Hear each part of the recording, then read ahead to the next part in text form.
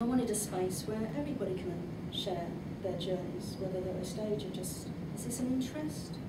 I don't know until I actually explore it, whether it becomes a passion. So you could put up 5-year-old, 50-year-old, 100-year-old, could put up an account, an article, at whatever level they are. So it might be that, for instance, you've got somebody who's saying, okay, I've actually got as far as wanting to offer quite an extended thoughts, but you could actually still help him. You could go back and take another one.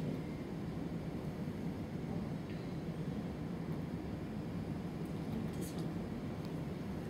These are anonymous. I happen to know quite a lot of them because it's the usual problem with a website. Is until you've got content, you can't get people to understand what the possibilities, and until they do, you don't get content. So for instance, this youngster worked just by, and this took actually quite a long time to put this together. What is it you're interested in researching? Actually, it takes some time to get to that sort of question, and that's what she produced at that time. So whether you're actually at those early stages, and what I'd be really fascinated to see is what's the quality of those educational conversations that we can then have online,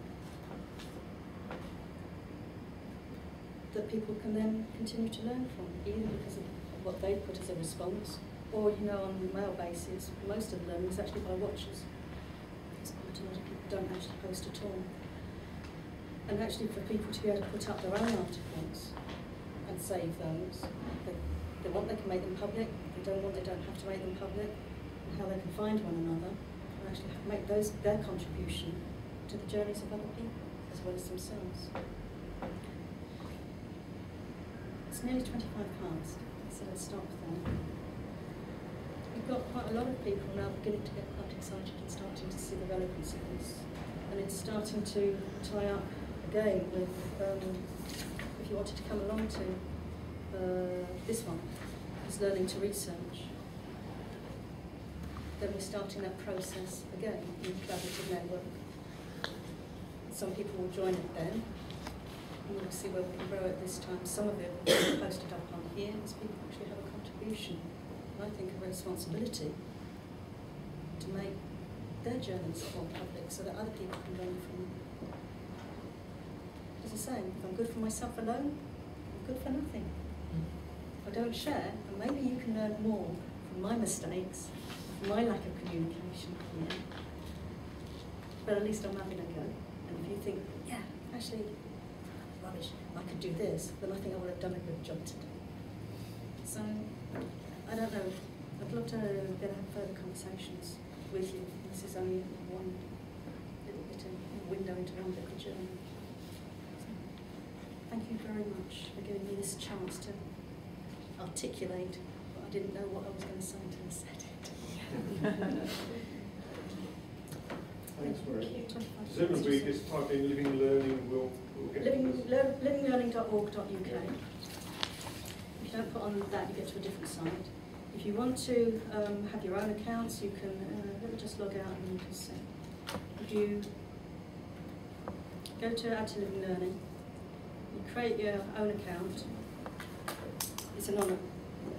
Emails are not used, but it's the usual thing of then it will check back to your email address to stop the spamming and so on. You can, I'd like to show you some more because this has really got potential. The opportunities to be able to put on courses, the search. Would you mind if I just spent just 2 minutes just showing you possibilities? How do you find what it is that you want, unless you know what you want? So if you know that you're actually interested in art, you find somebody else who's interested in maths, you know that's what you're looking for, you can use that search. But we also wanted, how do we open people up to other possibilities? So whatever comes up, you'll also get a lucky dip. And some of the children now that have been trying this out and looking at this have said, actually, they really like that, because that opens them to new possibilities. You won't know the age of people, and there's an awful lot of us now who are potentially going to be looking for new careers, new opportunities, new possibilities, and we're in the same position, aren't we? So, okay, what is it that we've maybe forgotten that we had an excitement for? And that's one way of it being art. The courses will also relate, so if you've got courses that you want to put on. And at the moment I'm only opening this for courses to be added by people I know, because then I know that they'll pack up.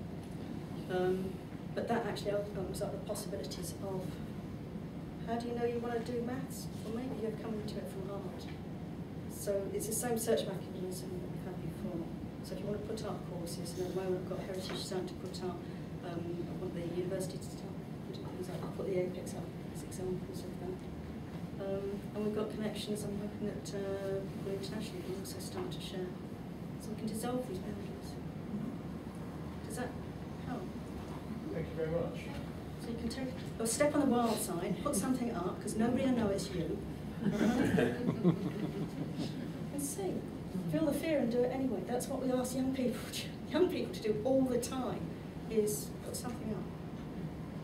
If you don't, how do you actually manage to progress? Anyway, I could get quite excited by this at the moment, because as people are beginning to see the possibilities for those school communities and how they're engaging children and how that can connect up with parents and the silver surfers and the 14 to 19 agenda, and how you help